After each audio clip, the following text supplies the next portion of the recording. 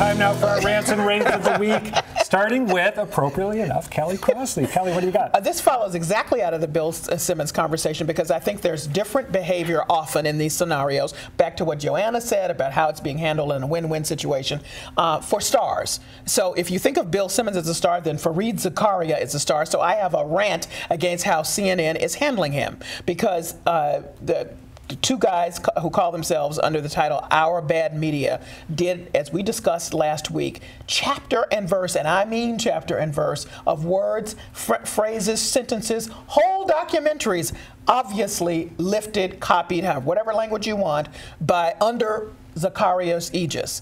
And so the question was, will CNN keep him under those circumstances? Well, Jeff Zucker, the president, was questioned closely about this at a luncheon this past week, and he said Zakaria would continue appearing on CNN, and we have complete confidence in him. And I saw him pontificating about ISIS and other, heady kinds of issues. I think this is an issue. I think he's a star. He's being handled differently. If it was anybody else, they would be gone. And I also resent the fact that there is if you've decided you're going to keep him, then tell us why in the light of all that has been outlined with that very detailed evidence. And you can tell those people at Our Bad Media who are doing a hell of a job, hopefully I can say that on air, they are really driven by the frustration at the fact that there's a double standard. The people who are small cogs in the journalistic machine, if they do something wrong, they're gone immediately. And Zakaria has done a whole bunch of things wrong, and he's still there.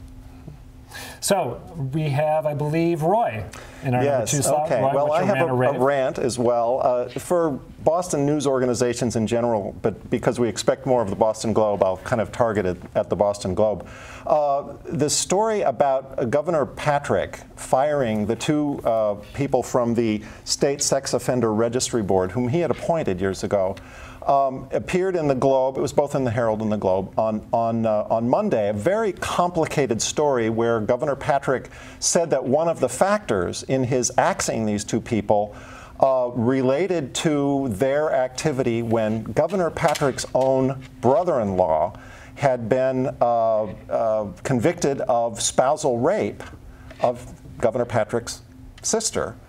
And that became a campaign issue. It gets very tangled. It became a campaign issue in 2008. They wanted the brother-in-law to register as a sex offender. Right. It had to do with the registration. But years later, Governor Patrick mentioned that it was clear that he still felt negatively about these 2. And my rant is that this kind of story appearing on Monday really needs to be cleared up. We need to find out what these people that were asked, how they responded.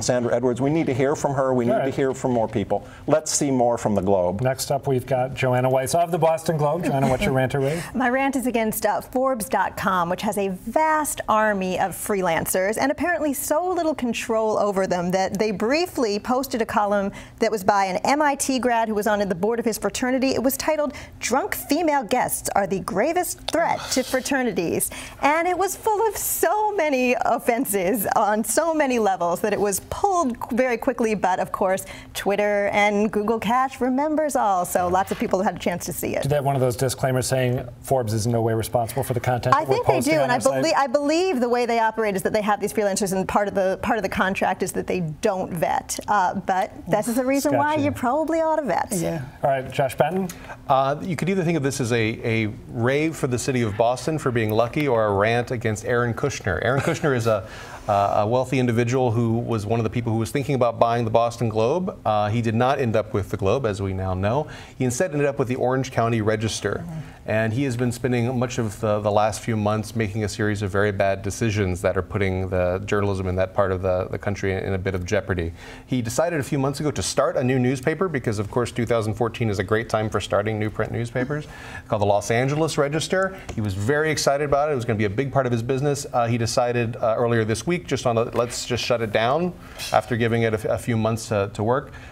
He's having trouble meeting payroll and been blaming it on the payroll systems processor. I mean, I guess that's possibly true, but there's a lot of other indications that he's having trouble just getting the money that he needs. Makes John Henry look pretty good. Exactly. Boston, I think, ended up with a fairly good deal there. All right, I want to rant a lot of fine briefly. Reporters no longer with jobs, I might just add. Yeah, that's right. I want to rant briefly about the praise that was heaped on a woman named Charlo Green, a local Alaska, I should say an Alaska local TV reporter who quit on air, dropping an F-bomb in the process, saying she was going to go work for marijuana legalization.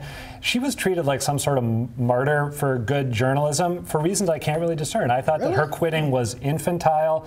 She wasn't quitting on a matter of principle. She just wanted to drop an F-bomb on air and walk off, and people acted like she was a hero, and I don't think she was. Not in my email chain. Right. I just want to let you know. Read up. We've got the weekend to do some research. Okay. That's our show. Tell us what you think. Does David Muir's softer side appeal to you? Is the media making too much of Charlie Baker's sweetheart comment?